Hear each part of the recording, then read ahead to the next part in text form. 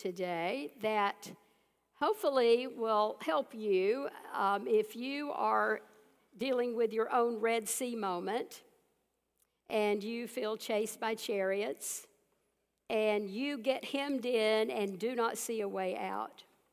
See, God showed Moses the way to lead the Israelites safely to shore. So let me share with you a strategy to use in your stuck place.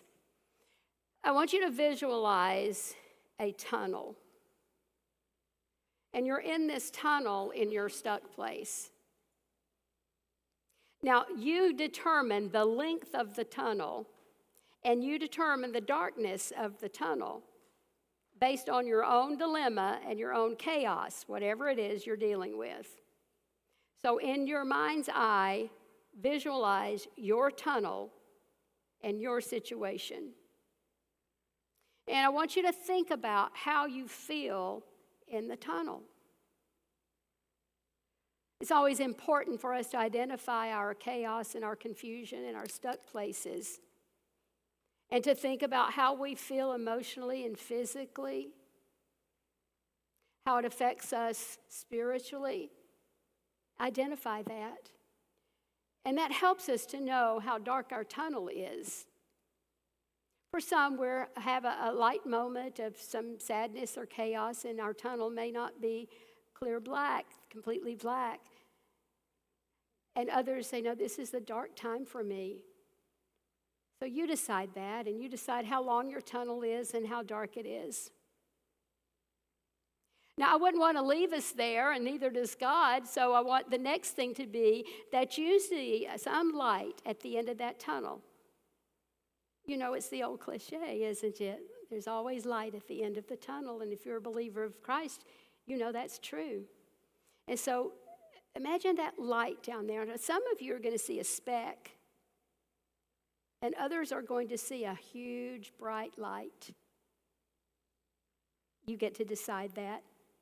And I want you to imagine what that light represents. And what that light should mean is how your life will look when you get through the chaos. If the chaos became peace, if the confusion became settled, how might your life look and feel? Because that's what's driving you out of the tunnel. So visualize the tunnel as a way, a route to get to your future. It is the hope in all of our situations. Now, you can take this exercise to an even deeper level. When you think about what's in your tunnel, for some of us, we have a dark, empty tunnel, and we can see that we can run through it and we can get there. But others have a tunnel filled with sand, like the sea and the Israelites were facing. But remember what happens when people try to run through quicksand. They begin to sink, and then they flail about, and they try to run, and they sink no more. And so some people, those who have the clear tunnel, can start moving forward. You feel equipped. You think you have the skills, you have the knowledge, you're confident. This is a period of my life. It's hard, but I know I can do this, and I'm going forward. And you go through that tunnel toward that light, and you get there. And others say, I'm not equipped. I have no idea what I'm doing. I don't know how to get out of this. And mine is filled with quicksand, and once I start into that tunnel, I'm going to sink even more. And so God doesn't leave us in our tunnel of quicksand. The only way out of quicksand is if something or somebody pulls us out. So if your tunnel is filled with quicksand, you need somebody to help, don't you? Sometimes we get isolated in our troubles and in our tunnels with our chasing chariots, and we forget that there's somebody out there who can help us.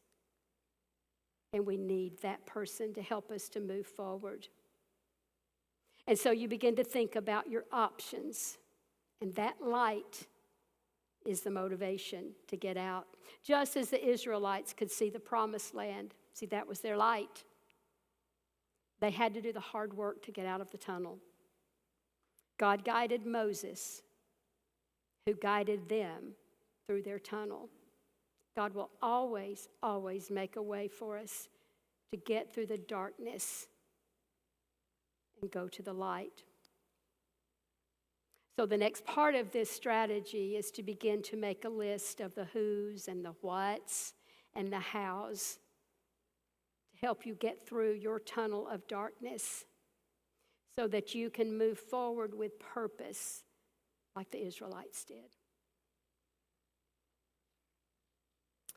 So I hope that strategy will help you as you begin to navigate the ways through whatever situation that you're dealing with.